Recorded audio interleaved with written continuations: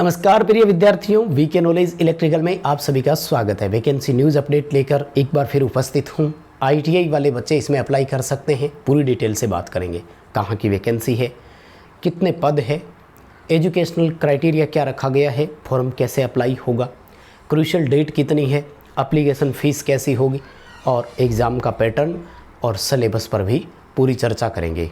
उम्मीद है भर्ती से जुड़े हुए हर सवाल का जवाब आपको इस वीडियो में मिलेगा। मोस्टली सवाल आता है कि किसकी भर्ती है और इसमें कौन कौन भर सकते हैं, यानी सवाल पूछा जाता है कि अदर स्टेट वाले भर सकते हैं क्या। तो इस बड़े सवाल का जवाब आपको इस वीडियो में ही मिलेगा। पूरा वीडियो आपको देखना है। अदर स्टेट के बच्चे कैसे अप्लाई करेंगे, या यूँ कहें कि कहाँ के बच्चे अप्लाई अगर करें तो उनको किस तरह से एक एक्स्ट्रा पॉइंट की ज़रूरत पड़ेगी, जो कि आपको करना भी है। मैं इस वीडियो में आपको उसका तरीका भी बताऊँगा। बैकग्राउंड में आपने देख लिया है टाइटल, तो BEL की वैकेंसी है। भारत इलेक्ट्रॉनिक्स लिमिटेड इसे बोलते हैं और इलेक्ट्रॉनिक कंपोनेंट बनाते हैं। ये हैदराबाद की वैकेंसी है। SBU यूनिट है ये हैदराबाद के लिए। और सबसे बड़ी और इम्पोर्टेंट चीज़ क्या है, क्लियरली मेंशन किया है इन्होंने, ध्यान से देखिएगा। ये देखो यहाँ पर परमानेंट बेस पर वैकेंसी है। माय डियर, रेगुलर अपॉइंटमेंट आपको यहाँ पर मिलेगा। अच्छी बात क्या है, अगर आप हैदराबाद से है या तेलंगाना स्टेट से बिलोंग करते हैं तो आपके लिए तो देखो इससे बड़ी अपॉर्चुनिटी हो ही नहीं सकती। सो आपको ट्राई करना ही है। हाँ, अदर स्टेट वाले बच्चे क्या करें, अप्लाई करें कि नहीं करें, उनको क्या करना है, तो उस पर भी हम पॉइंट टू पॉइंट चर्चा करेंगे। आइए सबसे पहले आपको मैं एक भर्ती की छोटी सी डिटेल बता देता हूँ। देखो क्लियरली लिखा हुआ है, पोस्ट का नाम है टेक्नीशियन और सी है टेक्नीशियन सी, प्रमोट करके बी फिर ए बनाते हैं, इस तरह से पोस्ट आती है। सिंपल क्वालिफिकेशन है, 10+ ITI और 1 ईयर की अप्रेंटिसशिप होनी चाहिए। अप्रेंटिसशिप कहाँ से हो, कोई आपका वो पर्सनली डिमांड नहीं है इसमें, यानी आपने 1 साल का अप्रेंटिसशिप कहीं से भी किया हुआ हो, आप एलिजिबल है ना। ऐसा नहीं है कि BEL में ही किया हुआ होना चाहिए, अप्रेंटिसशिप होनी चाहिए आपके पास 1 साल की। ठीक है, 1 साल का अप्रेंटिसशिप और आपके पास ITI हो, बस और कुछ नहीं है। हाँ, 3 साल का एक अप्रेंटिसशिप होता है डायरेक्ट, अगर वो किया हुआ है तो आपको ITI की ज़रूरत नहीं है। 10+3 ईयर अप्रेंटिसशिप भी आप एलिजिबल है, लेकिन ये क्वालिफिकेशन मुझे नहीं लगता किसी के पास है। तो ITI + 1 ईयर अप्रेंटिसशिप वाले यहाँ पर एलिजिबल रहेंगे। कौन कौन सी ITI ट्रेड वाले भर सकेंगे वो मैं आपको बताना चाहूँगा। तो देखो ये है डिटेल आपके सामने, और सीटों का क्राइटेरिया भी बड़ा ज़रूरी होता है। माय डियर, सबसे अच्छी अपॉर्चुनिटी तो इलेक्ट्रॉनिक्स मैकेनिक वालों के लिए। देखो ये इलेक्ट्रॉनिक का ही डिपार्टमेंट है एक तरह से, इसलिए इनमें सबसे ज़्यादा इलेक्ट्रॉनिक्स वालों की सीटें आती है, वो कोई इशू नहीं है। 15 सीट यहाँ पर इलेक्ट्रॉनिक्स वालों की है और इलेक्ट्रीशियन वालों की यहाँ पर 2 सीटें हैं मात्र। इलेक्ट्रिकल लिखा हुआ है, कोई बात नहीं, इलेक्ट्रीशियन वाले ही भरेंगे इसमें और भर सकेंगे, कोई प्रॉब्लम नहीं है। लेकिन इलेक्ट्रीशियन वालों की मात्र 2 सीटें हैं। सबसे बड़ी और अपॉर्चुनिटी किसके लिए मानेंगे हम, इलेक्ट्रॉनिक्स वालों के लिए मानेंगे। हालांकि हमारे बहुत सारे बच्चे हैदराबाद और तेलंगाना स्टेट से हमारे साथ बच्चे जुड़े हुए हैं, तेलंगाना स्टेट वाले, तो वो बच्चे इन 2 पदों के लिए अगर ट्राई करना चाहें तो कर सकते हैं, क्योंकि उनके तो घर में ही नौकरी है। सीटों का डिस्ट्रीब्यूशन कैसे है, 1 सीट अनरिजर्व की है, 1 सीट OBC की है। अगर आप OBC से बिलोंग करते हैं तो आपके लिए 2 सीट है, यानी 2 अपॉर्चुनिटी मिलेगी आपको, 2 सीट के लिए ऑप्शंस रहेंगे आपके पास। जबकि अगर और किसी भी कैटेगरी से है तो आपको अनरिजर्व ही फाइट करना पड़ेगा। ये है आपके सामने। अगर इलेक्ट्रॉनिक्स वालों में डिस्ट्रीब्यूशन देखें तो 6 अनरिजर्व की, 2 EWS की, 4 OBC की, 2 SC की और 1 ST के लिए रिजर्व रखी गई है। ये है यहाँ पर सीटों का डिस्ट्रीब्यूशन।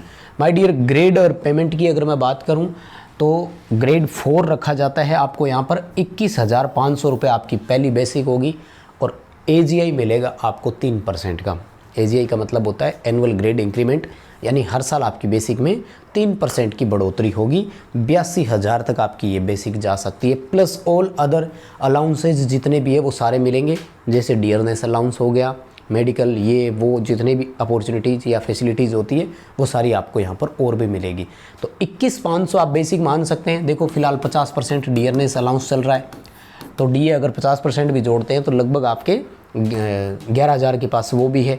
तो केस इन हैंड आपको लगभग 27-28 हज़ार रुपये मिल सकते हैं, क्योंकि CPA भी तो कट जाता है ना 10%।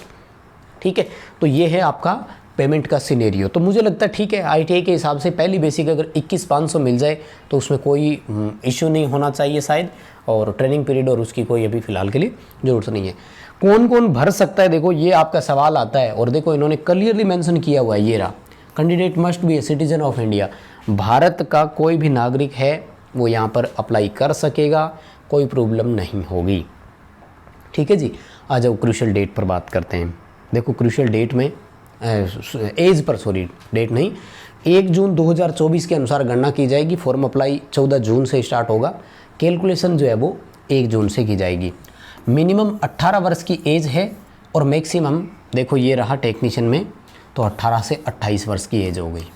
ठीक है ना, टेक्नीशियन के लिए 18 से 28 वर्ष की एज, लेकिन आपको मैं बता दूं, हमेशा बोलता आया हूँ, जो एज क्राइटेरिया इसमें दिया जाता है वो हमेशा किसके लिए होता है, अनरिजर्व कैटेगरी के। अगर आप रिजर्व कैटेगरी से है तो आपको एज पर रिजर्वेशन छूट मिलेगी। जैसे अगर आप OBC से है तो आपको 3 वर्ष की छूट मिलेगी। अगर आप SC या ST से बिलोंग करते हैं तो आपको 5 वर्ष की छूट मिलेगी। अगर कोई person with physically handicapped disable है तो उसको 10 साल की भी छूट मिलेगी। 18 से 28 1 जून 2024 के अनुसार आप अपनी गणना कर लें, और एज पर रिजर्वेशन आपको छूट मिलेगी। इस पर मैं बात पहले ही कर चुका हूँ। माय डियर, एजुकेशनल क्वालिफिकेशन पर बात कर लेते हैं, जो कि ज़रूरी है आपके लिए। तो उसमें मिनिमम पास मार्क रखा गया है। अगर जनरल, EWS और OBC से है तो 60% एग्रीगेट मार्क्स आपके होने चाहिए मिनिमम क्वालिफिकेशन में, और अगर SC ST या फिजिकली हैंडीकैप्ड है तो 50% नंबर तो कम से कम होने चाहिए। और ये ITI में नहीं, 10th में माने जाते हैं, ये ध्यान रखना। ठीक है ना, तो 10th का ये स्कोर आपका होना चाहिए, तभी आप भर पाएंगे, अदरवाइज़ नहीं भर सकते। हाँ, जो मैं इंपॉर्टेंट चीज़ बता रहा था वो क्या है, देखो, अच्छा एक तो एक्सपीरियंस की ज़रूरत नहीं है, कोई किसी तरह का एक्सपीरियंस नहीं चाहिए, बस अप्रेंटिसशिप है, पर्याप्त है, कोई प्रॉब्लम नहीं है। ठीक है, एक्सपीरियंस में नील लिख दिया, लेकिन यहाँ देखो एक लाइन लिखी हुई है माय डियर, ये आपको समझनी पड़ेगी, और बहुत सारे बच्चे ना इसी लाइन पर आकर अटक जाएंगे। क्या लिखा है इन्होंने, registration in Telangana employment exchange is essential, यानी तेलंगाना स्टेट का जो रोज़गार कार्यालय है वहाँ पर आपका रजिस्ट्रेशन होना ज़रूरी है। अभी तो हर किसी में ही मांगते, थोड़े दिन पहले हमने देखा था हरियाणा पंचकुला में जब ये वैकेंसी आई थी तो वहाँ का मांगा था आपसे। तो इसका एक ऑप्शन है कि आप लास्ट डेट से पहले यहाँ अपना रजिस्ट्रेशन करवा सकते हैं, अगर नहीं करवाया हुआ है तो। और जनरली बच्चे करवाते भी नहीं हैं, ज़रूरत मानते हैं होती है, लेकिन रोज़गार कार्यालय में रजिस्ट्रेशन बहुत कम बेरोज़गार बच्चों का होता है। बेरोज़गार तो बहुत होते हैं, लेकिन रजिस्ट्रेशन टाइम पर नहीं करवाया जाता है, तो आप बाद में करवा सकते हैं। यानी फॉर्म अप्लाई करने की लास्ट डेट से पहले आपके पास इसका रजिस्ट्रेशन होना चाहिए, तो ये कोई भी वहाँ पर करवा सकता है, कोई इशू नहीं आएगा। सिलेक्शन कैसे होगा, सिलेक्शन के लिए आपको एक CBT एग्ज़ाम देना पड़ेगा माय डियर। और CBT एग्ज़ाम में क्या रहेगा, 150 क्वेश्चन आएंगे, यानी 150 MCQ आएंगे, और 150 क्वेश्चन आपको कैसे मिलेंगे, पार्ट फर्स्ट और पार्ट सेकंड 2 तरह से मिलेंगे। पार्ट फर्स्ट में आपके 50 क्वेश्चन जनरल अवेयरनेस के होंगे, जिसमें आपका रीजनिंग और बेसिक न्यूमेरिकल यानी मैथ जिसको आप बोलते हो, सारा डाटा इसमें आ जाएगा। और उसके बाद में 100 क्वेश्चन आपके ट्रेड से रिलेटेड होंगे। पर्टिकुलर जैसे इलेक्ट्रॉनिक्स वाले हैं तो उनके 100 क्वेश्चन इलेक्ट्रॉनिक्स के होंगे, इलेक्ट्रीशियन वाले हैं तो आपके 100 क्वेश्चन इलेक्ट्रीशियन के होंगे। ठीक है, और अगर बात करी जाए मिनिमम पास मार्क की, तो बिल्कुल मिनिमम क्वालिफिकेशन मार्क्स इन्होंने रखा है। यानी ऐसा नहीं है कि एग्ज़ाम देने गए और ठीक है काम हो गया, नहीं। अगर आप जनरल, OBC या EWS से है तो 35% पार्ट 1 और पार्ट 2 दोनों में अलग अलग लेने होंगे आपको। 35% नंबर आपको दोनों में अलग अलग लेने होंगे। क्लियरली समझ रहे होंगे। जैसे पार्ट सेकंड में 100 क्वेश्चन थे तो 35 सही होने चाहिए, पार्ट फर्स्ट में 50 है तो लगभग आपके 17.5 नंबर आने चाहिए, या 17.5 क्वेश्चन सही होने चाहिए यूँ मान लो।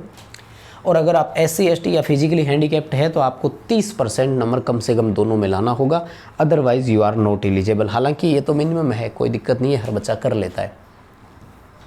मिनिमम वाले को तो क्या प्रॉब्लम है, कोई इश्यू आता ही नहीं है। चलिए जी, फीस पर बात कर लेते हैं my dear. Application fees general, OBC और EWS वाले बच्चों को 250 रुपये प्लस GST देना होगा, ठीक है ना। जबकि रिजर्व कैटेगरी वाले बच्चे जो है वो फीस से मुक्त रखे गए हैं। SC ST और फिजिकली हैंडीकैप्ड से कोई फीस नहीं ली जाएगी। तो भैया आपको तो ट्राई करना ही है, फीस नहीं लगेगी, बस पेपर वेपर देने जाओगे तो वो किराया लगेगा, बस वो भुगतान करना है, ठीक है। और इन तीनों कैटेगरी को लगभग 300 रुपये के आसपास खर्चा पड़ेगा फॉर्म अप्लाई करने का, ठीक है। तो सारी डिटेल मुझे लगता है बात हो चुकी है। क्रूशियल डेट मैं आपको बता देता हूँ, 14 जून से आपके ऑनलाइन एप्लीकेशन स्टार्ट हो चुके हैं और इसके लिए लास्ट डेट आपकी मुझे देखनी पड़ेगी, शायद 7 जुलाई है, ठीक है। यानी काफ़ी लंबा चौड़ा टाइम इन्होंने दिया है, कोई प्रॉब्लम नहीं है, आप टाइम निकाल करके आराम से अप्लाई कर देना भाई। लास्ट डेट मैं आपको दिखा देता हूँ, 1 मिनट वेट कर लीजिए बस। ये रहा 11 जुलाई है, 11 जुलाई 2024 लास्ट डेट है और 14 जून 2024 से ऑनलाइन एप्लीकेशन स्टार्ट हो चुका है, ठीक है। तो इतना ही था अपडेट अभी के लिए, मुझे लगता है सारी बातें हो चुकी है।